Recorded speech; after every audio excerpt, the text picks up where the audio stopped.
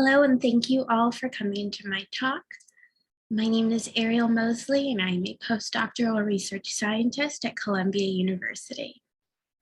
I'm really excited to share with you all some of the work that I've been doing in the Social and Moral Cognition Lab in collaboration with Dr. Sindel White and Dr. Larissa Heifetz, where we investigate the virtue ethics of curiosity and how perceptions of effort shape moral judgments of curious actors. It's particularly important to study how people evaluate curiosity because curiosity is everywhere. It is a common everyday occurrence, and it allows us to explore our worlds and gain valuable information about how to navigate it. Curiosity can facilitate growth and discovery, and it's why everyone's here now. We are academics, we are scientists, and the majority of our days are spent seeking the answers to important societal questions that can make life better for everyone. But what is it exactly? How is it defined in the empirical literature? Curiosity is a desire to gain or possess knowledge that one does not currently have. It's wanting to know something just for the sake of wanting to know it, which can be manifested as an intrinsic motivation to fill a gap of knowledge or seek the answer to a particular question. And that's accomplished through asking or exploration. And while other virtues, such as being pro-social, are important to being viewed as a good person, being curious has more of a mixed reputation. On one hand, curiosity may be perceived as a virtue, as it can facilitate learning and knowledge seeking. Also, being curious can signal a variety of positive social traits, such as being open to new perspectives and being willing to put in effort to achieve a particular goal. However, curiosity may also be regarded as a vice. Social discourse has suggested that curiosity may also elicit negative social evaluations. For example, old adages such as curiosity killed the cat implies that curiosity can signal ignorance of knowledge that one should already have, and in some domains may signal risky pursuit of information that is better left alone.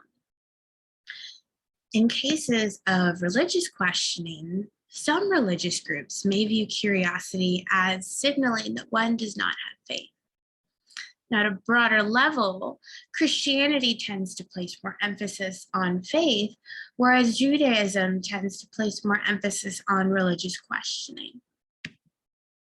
Thus, in study one, we sought to investigate whether curiosity is perceived as a vice or as a virtue. Now, in this study, participants were exposed to a series of vignettes to manipulate curiosity. Participants read about 3 targets. The first target was curious. For example, the vignettes read, Amy is very interested in learning about God. She really wants to learn about this because she's curious. Participants also read about 2 control targets. The first control target was not curious, which read, Frida is not interested in learning about God. She just doesn't want to learn about this because she's not curious.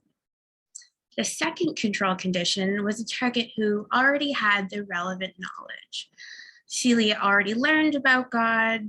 Celia feels like she knows whether God can tell what people are thinking about. Now, participants read about 3 targets per condition and indicated their moral evaluations of each target on a 7-point scale. We also manipulated domain with regard to science, so participants read about characters who were curious about religion as well as science. And we found in study 1, across domains of religion and science, that participants evaluated curious targets more positively than knowledgeable targets, and more positively than targets who were not curious. As you can see, we tested participants from different religions. They all responded similarly, showing that participants are showing a moral preference for curious targets overall. So to build on these findings, we wanted to see if effects would replicate, and we wanted to understand the underlying mechanism of these moral evaluations. So in study 2, we sought to examine how perceived effort underlies moral evaluations of curiosity. In study 2, we tested perceptions of effort as a mediator, as past work suggests that curiosity may signal this willingness to work hard and this effort to put in effort to achieve one's goals. Now, past work also shows that people positively evaluate actors who put in a lot of effort. So in study 2, we tested whether people's preference for curiosity could be explained by perceived effort. So as in study 1, participants read about targets who were curious or knowledgeable and completed dependent measures of perceptions of effort and moral evaluations.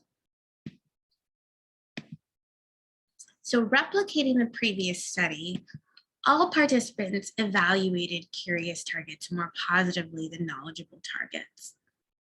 We also tested whether perceptions of effort mediate this effect of curiosity on evaluations using multi-level regression analyses that included random intercepts by participants and dummy-coded experimental conditions.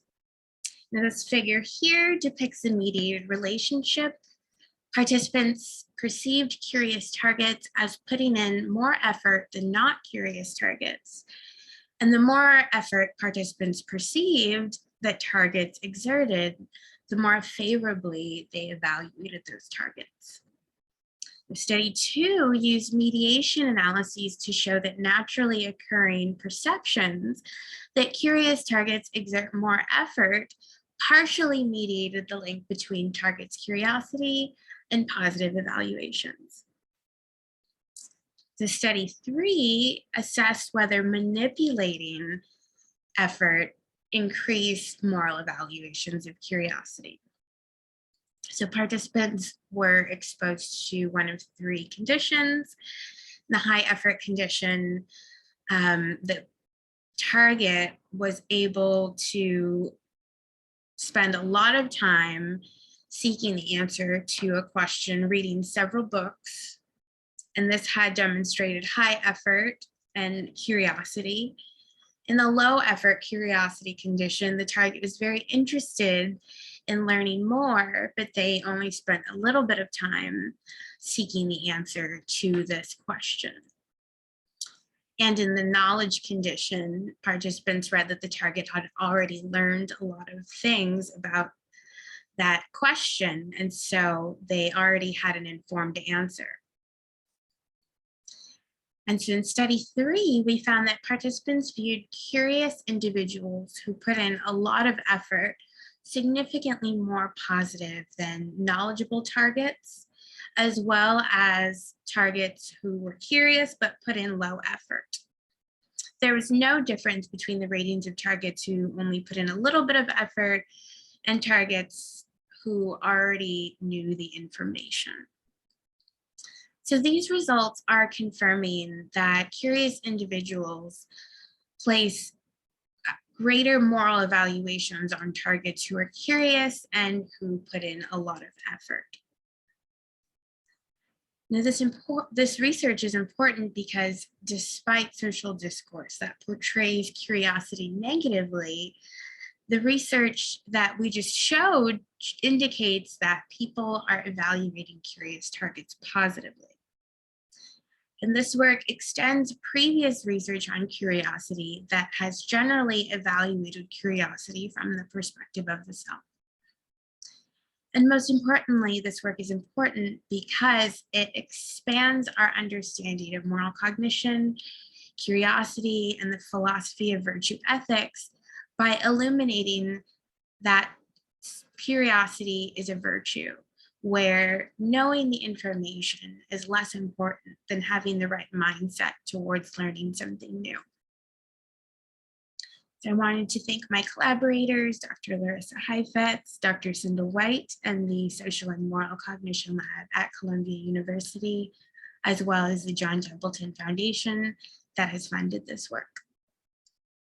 And I look forward to receiving all questions and comments related to this line of work. Thank you all so much.